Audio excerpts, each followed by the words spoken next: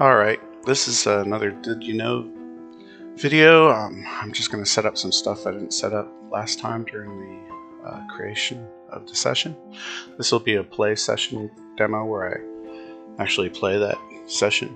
I'm just going to let it run through here on everything so you're totally bored. And then I'm actually showing everything I did to play through this and the rest of the setup that I'm doing, which is just making sure I have my first room with the map, or my first beginning with entering the dungeon and the map, and just have that off to the side. But everything can tie together when I scroll to the next page and back. That's it.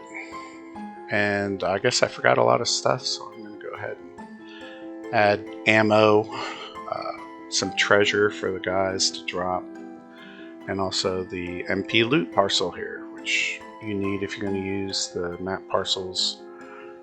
Drop loot and throw everything in this, whatever I create. In this case, it's going to be just a bag. But, you know, I could create anything. I could put a corpse in there, and when it drops, it'll be that corpse. But it's whatever the picture is. It'll be dropped to the lower right of the token, which with death indicators will probably turn into a tombstone or whatever you have defined for it. So I've created that, and I've also forgotten to unlock it, which I'll get over next time as we get through this. I'm going to go ahead and check everybody's weapons, make sure I have ammo put in, because my guys run out of ammo. And generic actions will, actually check, along with range, disadvantage if you're within 5 feet for range, or in that range distance disadvantage, it'll do it for you, or it will apply flanking. I'll probably show you that at some point in here, but it'll flash by quick. Now at this point I'm making a mistake. I'm putting darts for a blowgun. At that point I didn't realize the blowgun had its own stuff, and I was gonna get the crossbow bolts, and after I do that I start thinking, is it really gonna put an extra weapon out here for the dart? It must not be what I want. So I'm gonna go back in and realize, well, let's search and see if it's got something, and I'll find the needles, so I'll replace that. And I haven't made Wolfie's PC placeholder yet. I'm going to realize that I need to do that later. That was the thing I promised I was going to do. And I'll show you why I had problems with it as a local login that owns everything. You end up seeing everything. And I grab in my needles and I replace the dart completely. This is going to be largely just I'm showing you everything I do so that you know this is actually how long it took me to build it, how long it took me to play it. Otherwise, you'll just have to be bored, I guess. And one hand axe, yeah. What else am I going to do here? I think it's just ammo for the most part right now.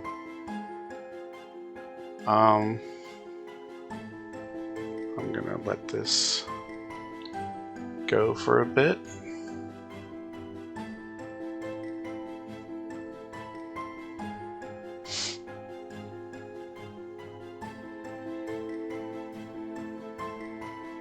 Now you play it how you want. You don't have to use ammo. If you keep it at 0, you'll never run out of ammo. There's also all sorts of options on the generic action stuff to turn it off. Mostly generic actions is throwing all those extra actions you've forgotten about at the bottom of the page. But that stuff down there. I'm just checking that he's got spears. Wolfie's really an NPC, even though I'm going to play him as a PC. And so I'll just throw 2 spears into his inventory. Obviously with real players creating these, you'd have more stuff in here. You'd have his packs and his money and stuff like that. But I'm lazy. I'm just doing this demo, and you guys aren't worth making a whole bunch of effort for it. So I'm doing enough effort now. Considering how many times I had to redo this video because of crashes and fixes that I had to make to extensions and other people's extensions, this is way more than I planned on.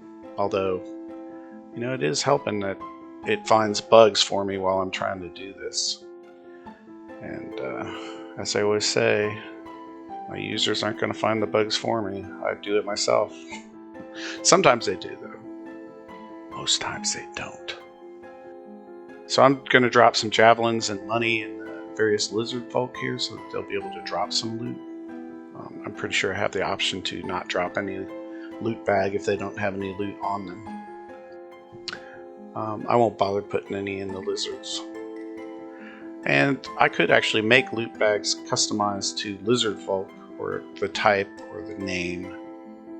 Again, you can get into the documents for that. I don't plan on going over it. Stuff, and more stuff. Ideally, any extension I make just allows me to play without thinking about it. Minimal input, minimal stuff. And that's what I'm doing here. I'm just going through the basics that anybody would go through in FGU if they want to have the details. Again, they won't be able to put stuff or loot stuff on normal FGU, but that doesn't stop you from using normal FGU with no extensions. You can play it fine like that. I'm just lazy, so I gotta have all these things to make my life simple when it comes to the gameplay and run smoothly as we're just going along playing. Now, I can't remember if this is where... Nope, I do not realize Lizard Folk Shaman has shape changer abilities at this point. I'm just going to throw out a scholar pack for the heck of it. It has a bunch of stuff. Threw some gold on them. That's good enough. And we get out of there. But you can do whatever you want. And I think there are some extensions that will actually populate stuff for you, but I've never tried them. And try and keep my risk to a minimum of only extensions I control or know the people who are doing them, that they will respond to stuff, unlike me. And I'm making Wolfie's PC holder now. Now in a real game, I wouldn't have to do anything more than this, but because I own all this stuff, I'm going to have to get the CT to limit it and in my local logins here, and that means I'm going to have to put them in the CT. But I'll hide them by turning on the skip turn of any hidden guys and changing his faction so I can get to that hide faction, hide CT button on there. And then I'll add him to Wolfie's group and he'll do it all. But what you're going to see is when I log in as Wolfie, eventually. Now I'm gonna, when you do the inits, right now I've got some options on to do common init for groups and carriers. And I'll tell you what, polymorphism and anything that changes during the gameplay while you've got init set can shuffle those around in annoying ways. I haven't really bothered to solve that yet, I just live with it. But we've started, we're starting with changey guy. And I'm going to want him to move a little bit over here on the position he's in, and I'm using one of those options to do it. I'm just letting him drive. But essentially I'm playing these two guys as one guy right now. Even though turn-wise I am going to have them turned, and I'm just pretending that this is like a surprise round or something. I'm just going to shift all my guys. They see the guy, he opened the door, he pulls to the side, he's going to wait. And so is this guy. And yeah, my guys sometimes use this button, sometimes don't. It's just something to keep track of in chat. You know, what was this guy doing? Oh, he was ready. But most times, I'll just remember as the GM. Wolfie, I think I'm going to have him transform. He'll go off to the side to wait around. And I'll just set active on him. And I'm not too on positioning, even with large things. I go ahead and let them get kind of close. I just let the sizes resolve themselves for ranges and other things. But for spacing and standing, as long as they're not dead on top of them, I'm good. And here's the placeholder, and of course you see everything. because I own everything, which is not what I want. This local example won't be able to work with this. You can see I'm just showing you, hey, each one of these things is owned by me. That's not going to work out for what I want to show. So what I'm going to have to do is I'm going to have to take Wolfie and drop him in the CT, which will immediately limit the CT to the rules. And I'm going to change his faction and make sure he's invisible, and then make sure I have the options set, which are normal FGU options, to skip the hidden actor. I also noticed that the death thing's on, so I'm going to skip the non-allies too. Even though I think death indicators does that for me, I can never remember. And then I set him to Wolfie, and we're all ready to go. He's going to be skipped on his turn. I'll have to ignore him there. But that's life in local logins when you own everything. But like most things, these are tools. And if I experiment around, even though I wrote these tools, I can do all sorts of things. If I give you a hammer and a nail and you can only watch the video and say, oh, he hammered a board into the wall, and that's all you can do, that's on you, not on me.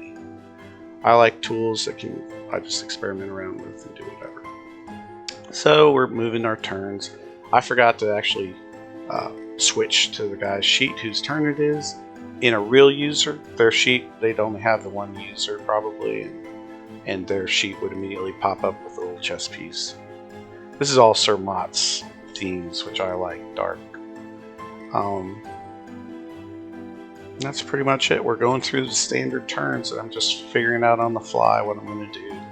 And most of these guys are just going to position and wait. So, again, these are all sorts of generic options for the actions you never remember. Some of them are automated to some degree. Some aren't. Some are just placeholder messages. Okay, so we're looking at ready. Yeah, sure. Just doing this for the heck of it. I'm trying to bore you out of stopwatching so you miss all the secrets. It's like my version of a text wall. It hides the information. This is a video wall. Alright, so he's going to come in, and I'll probably just turn him into a tiger, and I'm going to see that this thing gets scrambled on my, what's it called? The initiatives on anyone who's got the same initiative. But in this case, that's not many. And I've also forgotten to bring up the other guys, the lizards, the enemies. Sometimes I'll just have them up before I even have them open the door. Sometimes I won't. The initiatives all get rolled everywhere. So just for the sake of the example, don't care. I'm going to bring up the guys in a second and let them play. We're just pretending this is a surprise round where they don't get a turn. Or when I bring them up, I'll probably just, they're already going to be inserted in there. And if they happen to be after, I'm going to just start from there, just because this is not real. And I've got it always set to, on the next round, jump around and reset everything. So I turn them on, and they're below this guy, and he's recently had a turn. And I'm just going to say, for this example, I'm just going to skip them and say, let's start playing out as if I had these guys going. And so I start moving the guys from the host side. And as they come into view, you get them. I will never understand why people have CTs if they don't limit the view like I do. I mean, it just boggles my mind that you would ever want anything but LOS governing what your players can see and target. And that's what mine do. That's my choice. And the only way you're going to target is on the map. Several ways to do that, but I'm not going to let you see things that you might not see due to visibility or other things. I just let the LOS handle it. My choice, my game. That's the way these things are designed too. And I think you're crazy not to do it. Just say that. Let's see what else here. Just running through the turns. Right now they're scrambled. They're not in my the initialization that I hit for. Well, there's the group initialization, and then there's the carrier initialization. And because these guys all have this exact same initiative, I'm not willing to override whatever logic FGU does to figure out common initiatives and what order they appear in, and somehow put in, oh, look at my group name and sort on that too before you throw it out there. It's just not worth it to me. And you can see generic actions throwing stuff out. I'm using a... No, I think it's alive now. I was using the test one at this point, but all that stuff's alive now.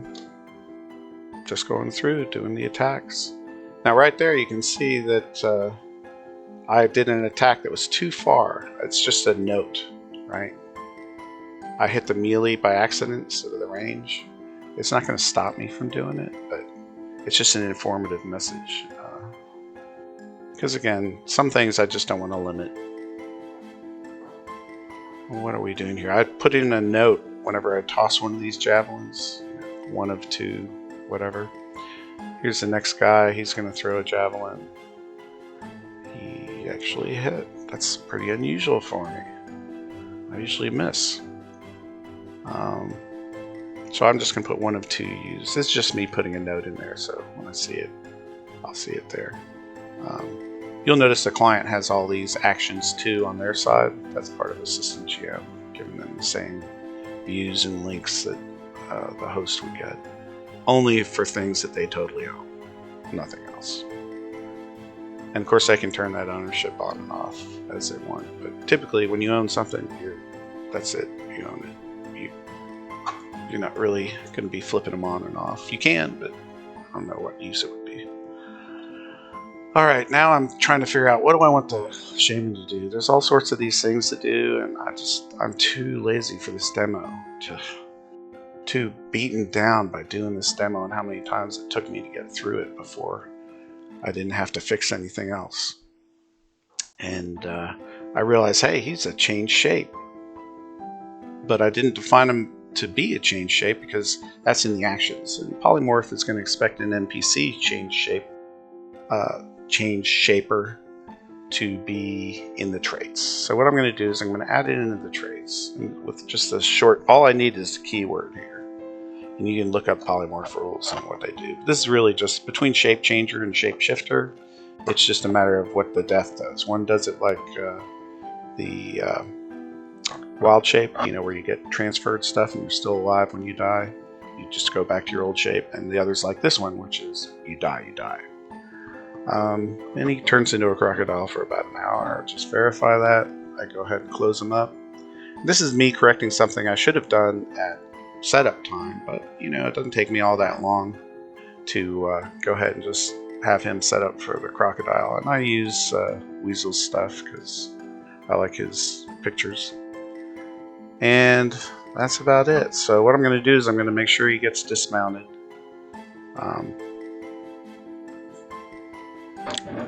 And I go to 3, dismount him. Go ahead and pull him out a little bit because crocodiles are big.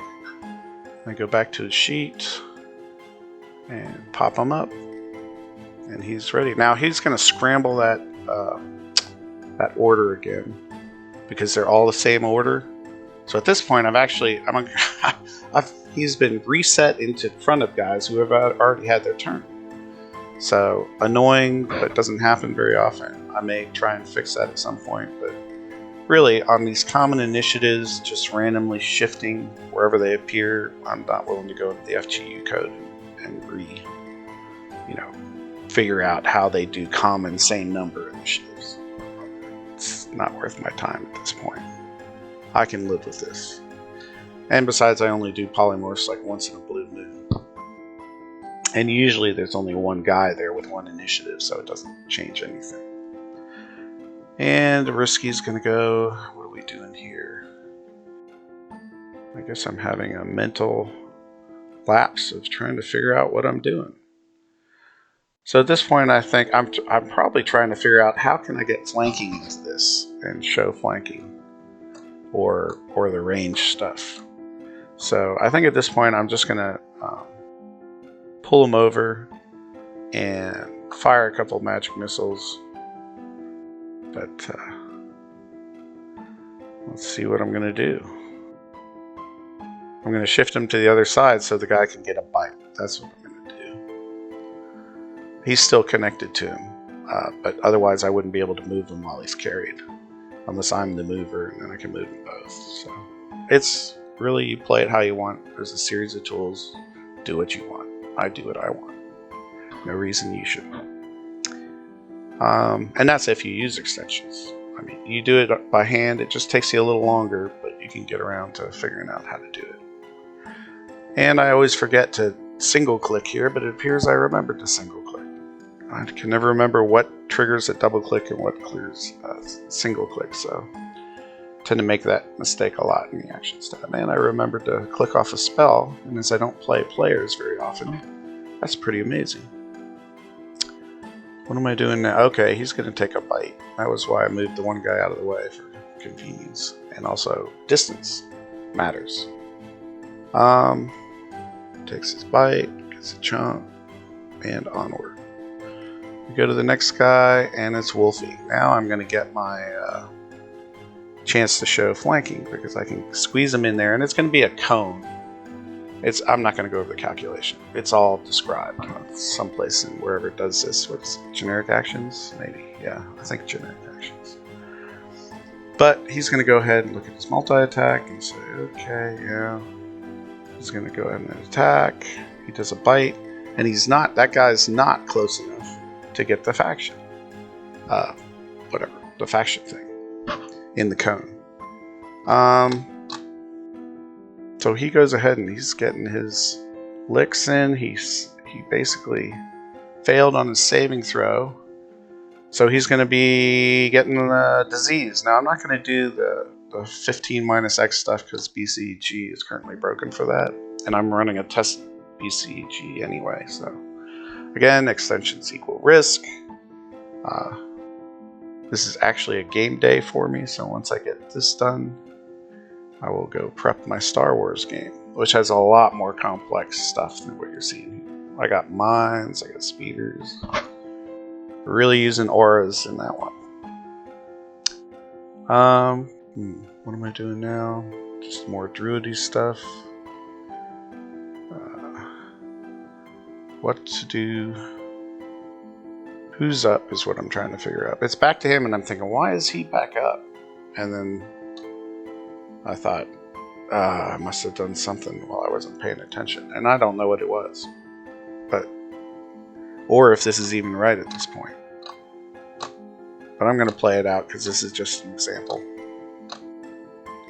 He's going to do the magic missiles again. Hopefully I remembered to do that. At this point you can tell I'm tired and not willing to go figure some of this stuff out. But, yeah. I don't really have that many problems with ordering, and I haven't been paying attention. So he's killed the guy and he's dropped the loot bag. Okay, now natural selection won't pick non-CT tokens, so you're on your own to get that up. Now at this point I realize, oh crap, I made the loot template wrong. I didn't leave it unlocked because I want loot bags to just be open, just bags on the ground of stuff. So I'm going to go back to the loot and make it unlocked, so all the rest that die and drop stuff won't have to do that. I'm also going to change the current one, and I can do it from here if I'm lazy. I could also do it by double clicking on it or doing it there. And now you can see it's just ready to go. And if I copied it over through the link into the parcel, into the guy's inventory, into another parcel, Map Parcels supports all transfers across everywhere, and also dumbs down things in that message where I can. I can suppress the message too for some parcel stuff, but not for the other stuff. He's hitting a lizard. He actually had advantage there for flanking. Hooray! I demonstrated flanking. And he's killed him. At that point, I think I'm done.